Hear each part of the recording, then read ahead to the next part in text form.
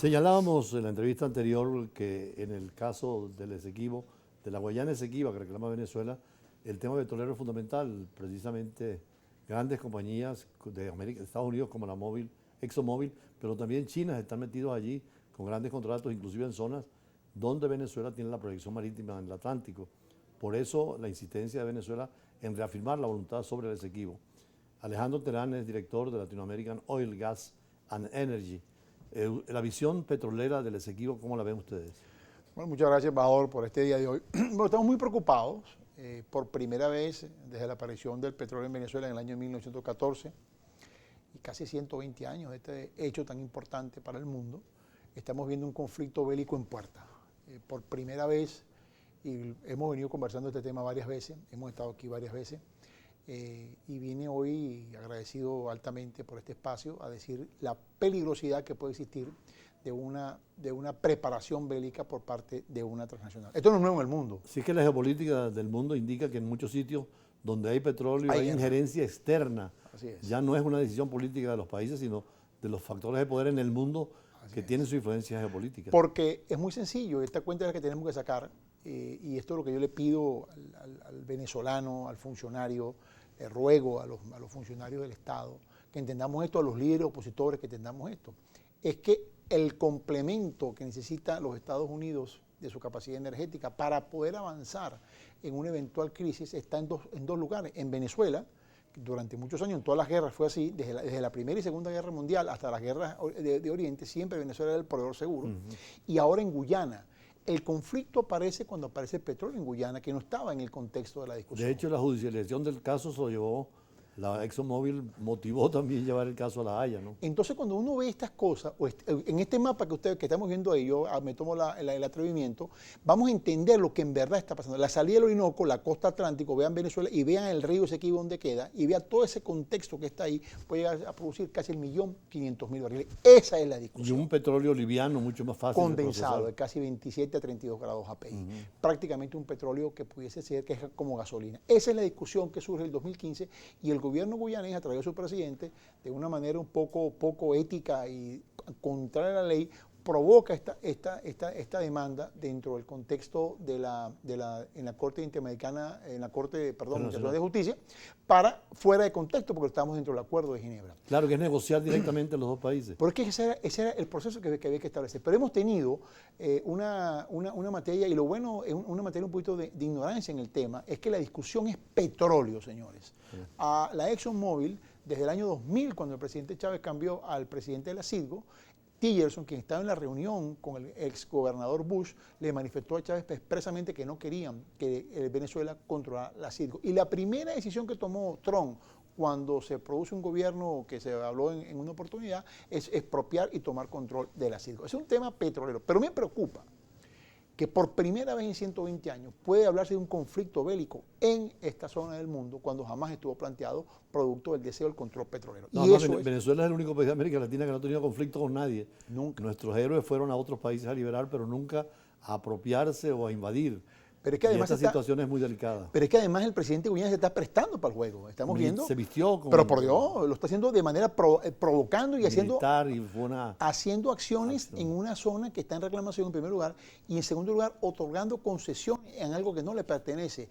Y ahí está el delito que está cometiendo el ExxonMobil en los Estados Unidos, que yo lo he hecho en varias oportunidades. Ellos están violando la ley anticorrupción y están entrando en un proceso donde el presidente de la ExxonMobil puede incluso ser reo de la cárcel. Lo que pasa es que los venezolanos, y yo hago un llamado en este sentido, no hemos ejercido las acciones dentro de los Estados Unidos contra la ExxonMobil, quien ha engañado a los inversionistas de la Bolsa de Valores y ha engañado al gobierno norteamericano en una zona donde posiblemente ellos no tengan la razón. Ahora, tú que estás vinculado con las grandes empresas petroleras desde los Estados Unidos precisamente, las grandes compañías muchas veces cuando ven que hay una reclamación enérgica, temen que cambie la soberanía sobre el territorio y a lo mejor dejan de intervenir con su política económica en esos países. No, hay un terror terrible en este momento, porque claro, ExxonMobil es una de ellas, pero está Texaco Amoco, está Chevron, está Shell, está British Petroleum, los chinos que también la China Petróleo.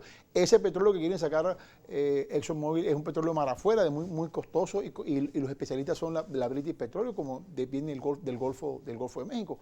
Pero ¿cómo entramos en un tema donde puede haber una discusión importante y donde puede haber un enfrentamiento bélico importante? Pero es que además la extensión de la faja va de San José de Turumbán a la costa atlántica, que ahí puede haber unos mejoradores petroleros. Esto está perfectamente preconcebido, está perfectamente preelaborado. Y los venezolanos tenemos que entender que en este momento la discusión no es si es el presidente Maduro o es... No, la discusión es un tema que va más allá. No, y pasó con todos los gobiernos. Yo recuerdo que cuando el gobierno de Betancourt, inclusive los consejos municipales se pronunciaron en la Asamblea Legislativa, el Congreso Nacional, los diputados y el Senado, en favor de nuestra reclamación. Igualmente, todos los gobiernos, desde que Andrade, que fue el último, que por cierto estábamos ahí, venía para Caracas ya a tomar el poder Castro y Andrade estaba ido, y nosotros en la parte jurídica peleando allá en París, sin representación, porque no nos dieron la oportunidad. Así mismo fue. Y ahí hubo una especie de confabulación del ruso, presidente del tribunal, con los dos jueces británicos. Que después el abogado lo denunció. Que Malé Prevost afortunadamente denunció, y fue lo que nos dio pie a denunciarlo en Naciones Unidas, en un momento en que también estaba la descolonización. Entonces tomaron en serio y el Reino Unido aceptó sentarse nuevamente porque consideró que había situaciones que debían definirse en materia de frontera. Pero lo que a mí me preocupa es ver dirigentes y líderes políticos venezolanos hacer pronunciamientos un poco destemplados. Por ejemplo, atribuirse un candidato de Acción Democrática que fue un logro de los ADECO, por favor. No, hoy en día no, todos. O atribuirse una señora candidata y decir que esa cuestión no va, me parece un error, porque es un tema que data de mucho tiempo. Y aparte, lo más importante, Amador, mira, el equilibrio del mundo está roto desde el punto de vista energético. Y las transnacionales saben que aquí hay petróleo seguro, bueno y barato, y lo van a buscar como ellos puedan.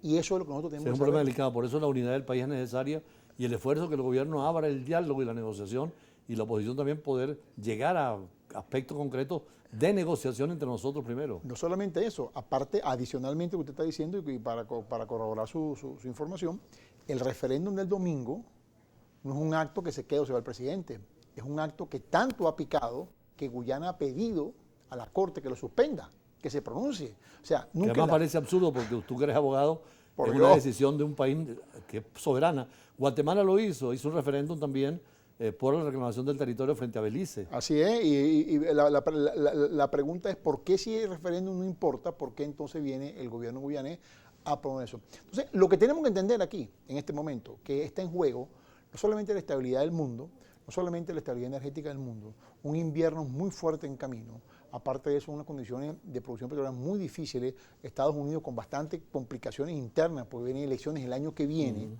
el año que viene, y un mercado petrolero con un tema de una patacoja. ¿Cómo entonces nosotros vamos a permitir, ¿verdad?, que suceda lo que va a suceder el próximo domingo y que venga la Corte a decidir sobre los temas venezolanos? Esto no es solamente un tema de soberanía, esto es un tema estratégico de mercado. Y vuelvo nuevamente a alertar a nuestros funcionarios venezolanos. Señores, por favor, funcionarios, hermanos queridos, funcionarios de Venezuela, entendamos lo que está pasando. Señores líderes, ciudadanos venezolanos, entendamos lo que está pasando. Esto no es un tema de que me caiga bien uno presidente, es un tema de soberanía de Estado, donde el próximo domingo vamos a ratificar. No vamos a decir que se quede o sea el presidente, eso no es un tema. Vamos a decir si ese territorio siempre ha sido de nosotros. Y en el estado de Bolívar, que es mi estado natal, donde voy a votar el próximo domingo, hay un tema fundamental, porque los guyaneses hacían vida en nuestro estado, siempre, toda la vida. Entonces yo creo que aquí es un tema energético, pero además hay que tomar plan A con el referéndum, plan A con la Guyana incorporada a la producción petrolera, plan B sin la Guyana incorporada a la producción petrolera. Hoy en día están produciendo 250.000 barriles y van al 1.000.000. Y nosotros podemos perfectamente, tomando las decisiones correctas, llegar al 1.100.000 el año que viene. Bueno, ahora, hagámoslos. Bueno, Alejandro Terán, gracias por esta observación, sobre todo del petróleo, que es tan importante. Muy importante. Y la bidimensión geopolítica que puede tener. Así que a votar el domingo. Que antes de irte a Estados Unidos vuelvas acá al programa para hablar, a ver cómo siguen los acontecimientos la semana que viene, porque va a ser determinante en la actitud de Guyana, de Estados Unidos, de Inglaterra y de las otras potencias, porque como tú decías, el petróleo mueve la economía del mundo de hoy. Me preocupa mucho el presidente de Guyana en ese vestido militar, en ese acto. Es un tema delicado. Bueno, quedamos con esa preocupación y vamos a hablar precisamente ahora de paz, de diálogo, de negociación y sobre todo de encontrar en la conciencia la paz y la tranquilidad que los pueblos necesitan también. Totalmente. Ya regresamos.